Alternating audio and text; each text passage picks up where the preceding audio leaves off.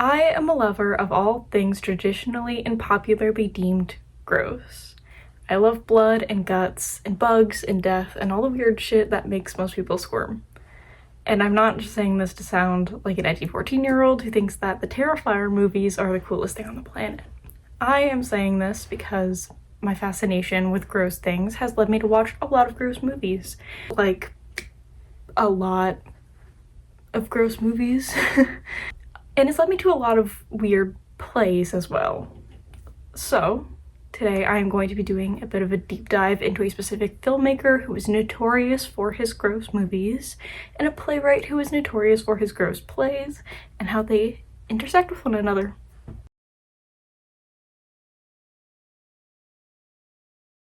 So John Waters was born on April 22nd of 1946.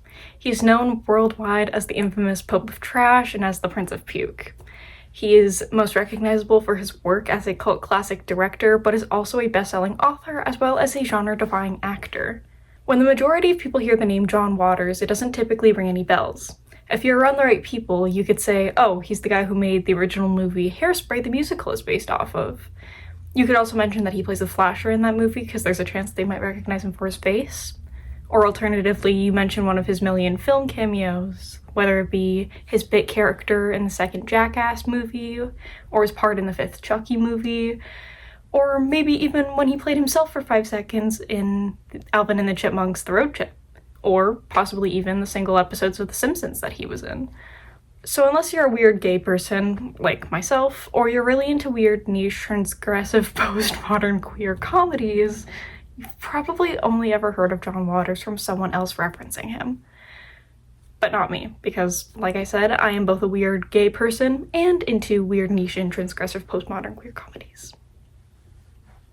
John Waters has a total of 19 directorial credits according to his IMDb page, with the 20th one upcoming. Some of the films he has directed include the original Hairspray, Crybaby, Serial Mom, and my personal favorite of his works, Cecil be Demented. But of course, he is most well known for his trilogy of trash, which is made up of the films Pink Flamingos, Female Trouble, and Desperate Living. The reason these films have been dubbed the trilogy of trash is because they are arguably Waters' most notoriously depraved films. Waters is known for how he's not afraid to shy away from showing his audiences the most disgusting things imaginable, and of all his works, these three definitely highlight this the most. Waters was also known for how he reused the same actors over and over again in all of his films. This group of performers consisted of Divine, David Lochary, Susan Lowe, Edith Massey, Cookie Mueller, Mary Vivian Pierce, Channing Wilroy, Jean Hill, Mink Stoll, Susan Walsh, Paul Swift, George Figs, Elizabeth Coffey, George Stover, Patty Hearst, Pat Moran, Ed and Vincent Peranio, Van Smith, Steve Yeager, Ricky Lake, Holter Graham, Tracy Lords, Bess Armstrong, Bob Skidmore, Mark Isherwood, and of course, John Waters himself. They called themselves the Dreamlanders, or the Dreamlanders Productions, and John Waters has said that they were all to be buried together on the same plot of land once they've all died, which I think is incredibly sweet, and it's very telling of how strong the bonds and friendships he had with his performers was. Of the 3 films in the Trash trilogy, 2 of them star the same actor, and this is, of course, John Waters' closest friend and personal muse, the incredibly infamous Divine. Pink Flamingos, released in 1972, stars Divine as a fictionalized version of herself, who has recently been given the title of the filthiest person alive, and who lives in a trailer park with her mother Eddie, played by Edith Massey, her son Crackers, played by Danny Mills, and her friend Cotton, played by Mary Vivian Pierce.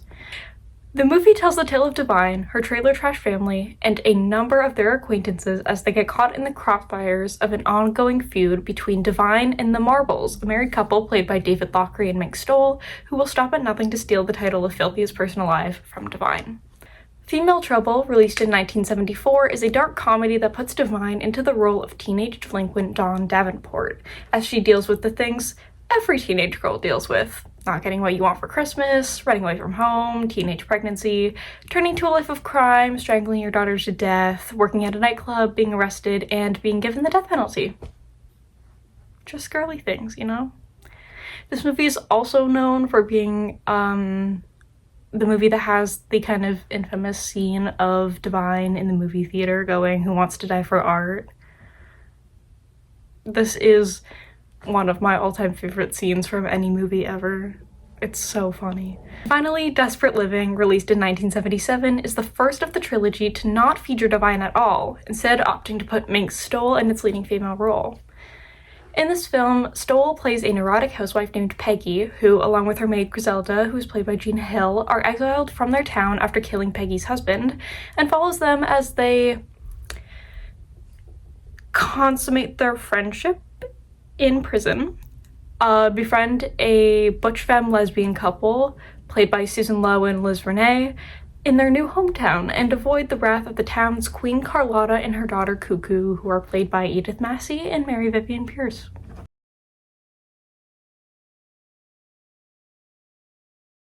Jean Genet is a French writer born on the 19th of December in 1910 and died on the 15th of April in 1986.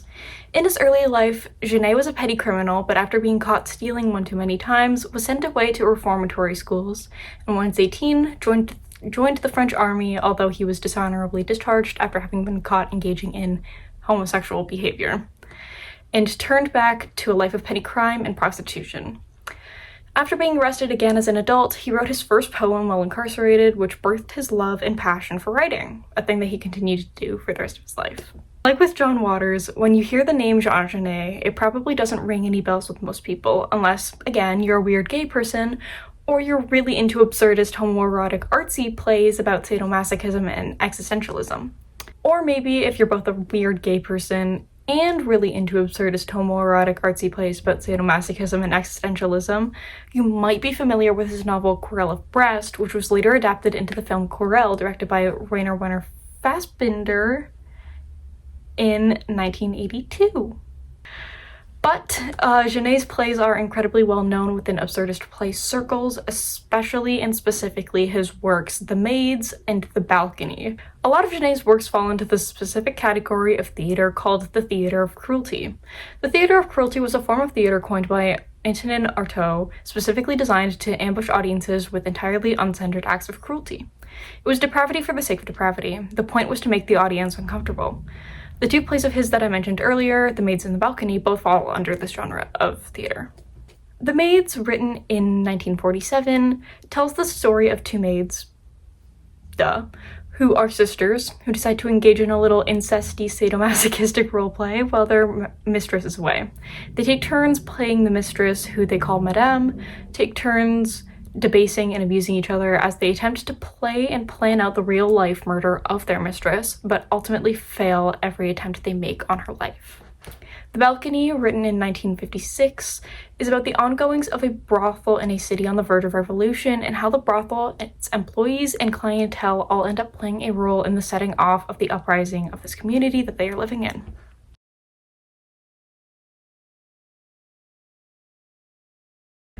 So, how do these two things correlate? Well, although John Waters sticks to the art form of film instead of theater, one could, and in fact, I'm going to, make the argument that his works still fall under the theater of cruelty. John Waters is known for how unafraid he is to disgust his audience. Within the context of only the Trash trilogy, the most graphic of these three films is Pink Flamingos. If you're at all familiar with the disturbing film iceberg, you've definitely heard of Pink Flamingos because it is considered to be one of the more tame films on this list.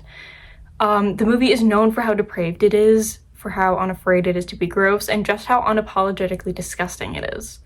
The original trailer for this movie isn't made up of clips from the film itself. Instead, it shows people outside of the theater after Pink Flamingos was screened for the first time, giving their honest opinions on just how vile they thought the contents of the movie were. This movie was banned in multiple countries upon mainstream release, including Canada, and in case you still aren't sold on just how nasty this movie is, here is an extensive content warning list for this movie that can be found on Doug's The Dog Die. Child abuse, incest, rape, and sexual assault, domestic violence, stalking, alcoholism, drug abuse, animal abuse, bestiality, animal death, pedophilia, excessive gore, mutilation, cannibalism, genital amputation, child abduction, death of both humans and animals, usage of the R slur in a deleted scene, parent death, kidnapping, vomiting, eating of feces, death of pregnant women, abortion, usage of the F slur, anti-Semitism, gun violence. Like, I can't even make this shit up. This film is notoriously known for how awful it is. And mind you, that's only 1/3 of the trash trilogy. This is the worst it gets, but you get my point. So that's exactly why I think these movies fit so perfectly into the theater of cruelty, because they are stories about disgusting people doing disgusting things entirely uncensored, purely for the sake of being disgusting, for shock value and to capture the audience's attention. To touch on Pink Flamingos one last time, that movie ends with a completely uncensored shot of Divine eating real dog poo. Like, real dog poo. You see the dog come into the shot, squat on the sidewalk, poo, walk away. Divine comes in, sits where the dog sits, picks up the dog poo, and eats it. Like, again, I can't make this shit up.